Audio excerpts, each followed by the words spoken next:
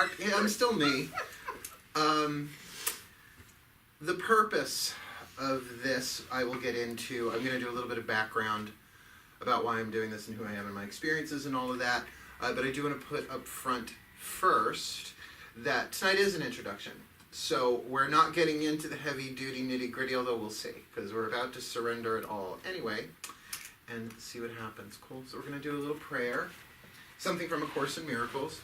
I tend to paraphrase because my memory has always been a little with words, aside from like the Pledge of Allegiance. I always wanted to know who Richard stands was. And to the Republic for Richard stands. One nation. Anyway.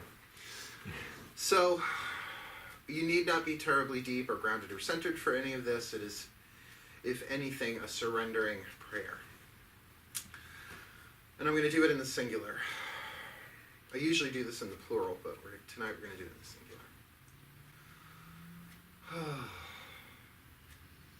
I am here only to be truly helpful. I am here to represent him who sent me.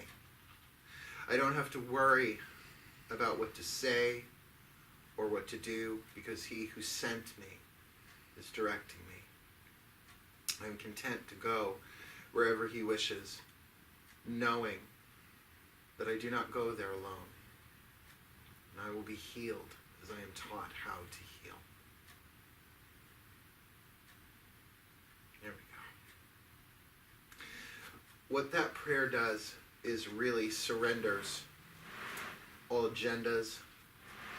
Even though I have ideas that I want to talk about tonight, even though I don't even have an outline tonight, I just know basically what I want to say. So I'm going to start with a little bit of an introduction about myself. I came to the Course in Miracles in 1990, around there, but I think it was because that was the year that Marianne Williamson put out the book Return to Love. And I had it in hardcover, so I'm guessing that was 1990.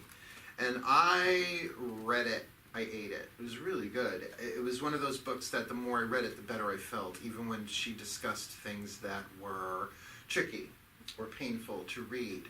It just gave me this feeling of lightness and that feeling of resonance, when you read something that really strikes a chord within you. And I had other friends at the time who were into the Course in Miracles. And yet, as I approached the book, which I brought the actual book,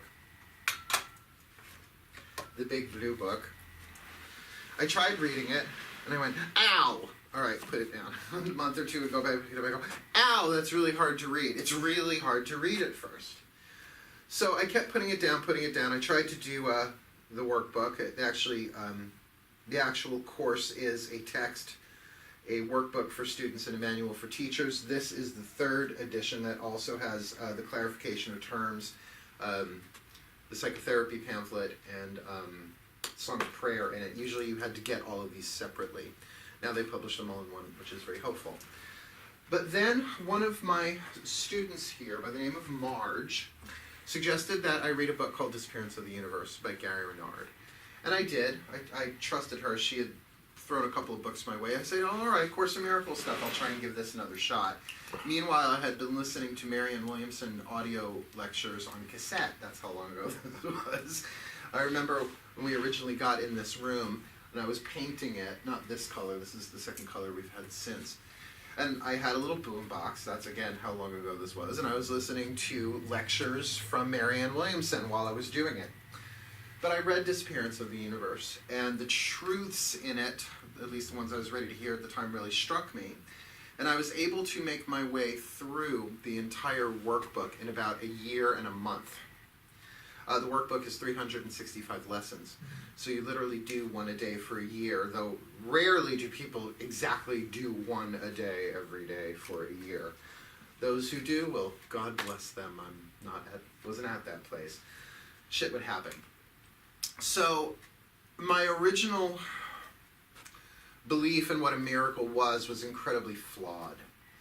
Because I was raised by people, I was raised by people with religion who, a miracle was Moses throwing out his staff on the Red Sea and the Red Sea parted, or Jesus with the fish and loaves, or water into wine, or walking on water. He had a lot of water going on, hence that fish symbol, I guess. miraculous healings where someone has cancer and then they pray and then they don't have cancer, all about the physical world. And then the more I got into the Course in Miracles, the more I realized that is not what the Course in Miracles is about. And at first I was a little disappointed because I thought it was about making change in the outside world. But then as I read Disappearance of the Universe and really did the workbook and read the text, I want to say almost religiously, I began to understand that what the miracle really is a healing of the mind. It's an interior healing. The Course in Miracles has nothing to do with the outside world at all. In fact, it says point blank, there is no world. It does not recognize this physical world as anything real. In fact, it pretty much out and out says it is a dream. It is a mass hallucination. And that's part of the problem that we have, is that we think this world is real and we believe that we are bodies and that we're constantly under threat and attack, therefore always buying into a certain thought system that keeps us stuck in the dream. Since then, having really understood what the Course was really saying, I began to see this world as, yes, a dream, it is. Also, instead of a prison, which is what it felt like, something I was trapped in, I began to see it as a schoolroom, as a place to learn, as a place to learn something actually very specific that had to be generalized over time. Now I see it still as a classroom, but I see it like a game. Almost like a virtual reality video game. And the object of the game for me is twofold.